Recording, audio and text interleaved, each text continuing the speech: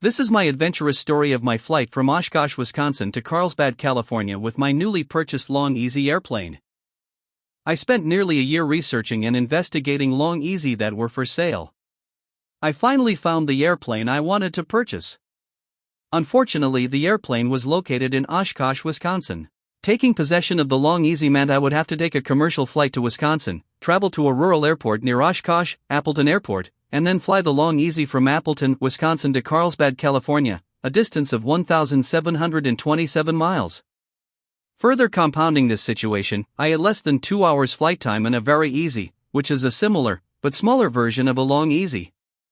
Although I was an experienced pilot and I had flown several different make and model aircraft, less than 2 hours of flight in any aircraft is pretty much considered no flight time.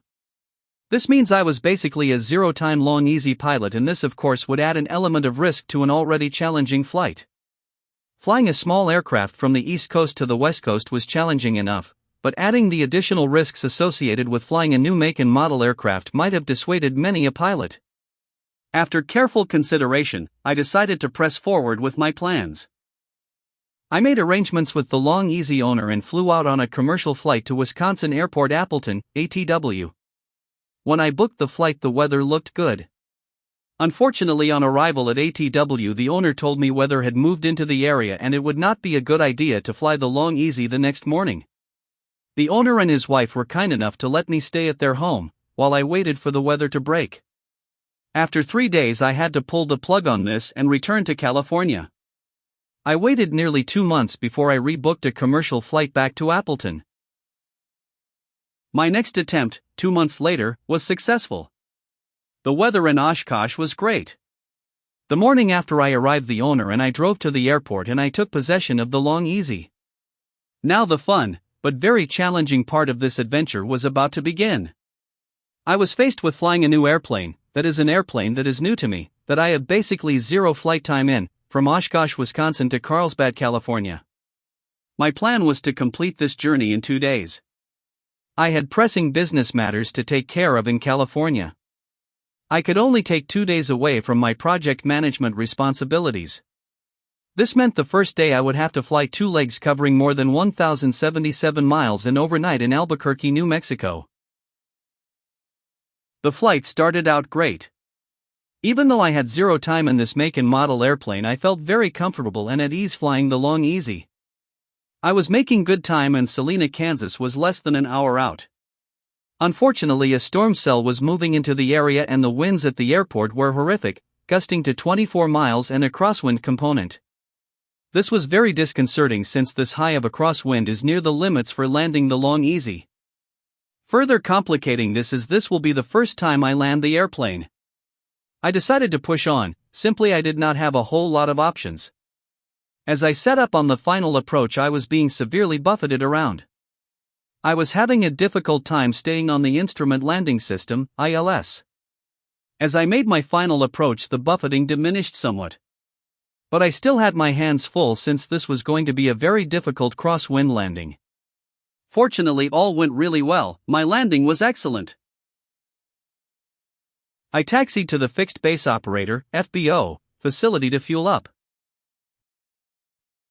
I explained that I need to make it to Albuquerque, New Mexico before the sun sets, and if he could expedite the refueling, that would be great. The next leg would have been straightforward and I should have arrived at Albuquerque, ABQ, before the sun set. Unfortunately, the weather and a strong headwind were factors that impacted my flight arrival time and fuel's usage.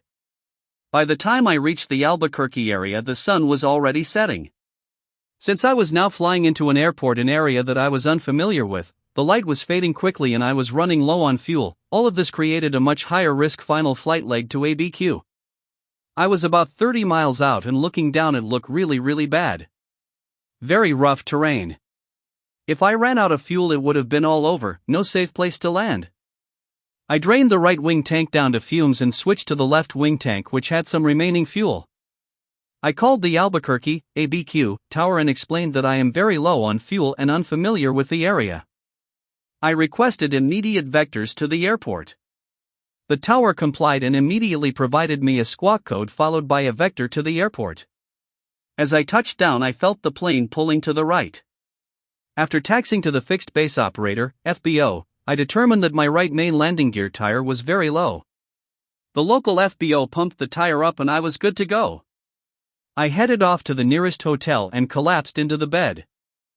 The next morning I was up early, earlier than what I had planned on, but I wanted to make sure I could get fuel and head out as soon as possible.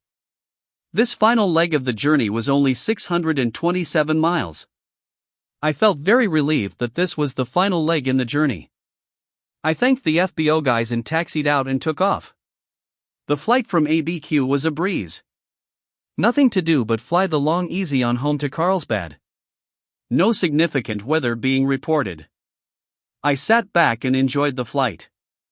About 100 miles out from Carlsbad, I received a weather report that showed some clouds moving into the area. Since I had plenty of fuel, I increased my airspeed a bit to mitigate a possibility of being caught by weather again. I was approaching the Borrego Springs area and I could see that the cloud cover was building. The ceiling looked like it was beginning to diminish. The cloud cover was increasing and the clouds were beginning to restrict my altitude. As I was reducing my altitude to stay below the cloud cover, I was approaching Borrego Pass in the 78. The cloud ceiling was low enough that it was forcing me to be at about the same altitude as the top of the mountains. This was workable but not what I preferred. As I was passing through the Borrego Mountain Pass, I heard an ear-shattering bang. This really startled me.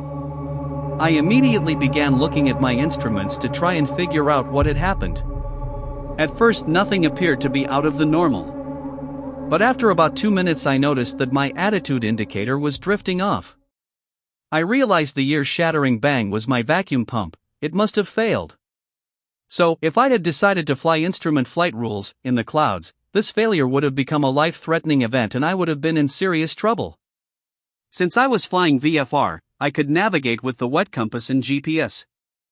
I arrived at the Carlsbad Airport and landed. I had flown a total of 1,727 miles with my new airplane. The flight included some challenging moments, but all in all it was a great adventure.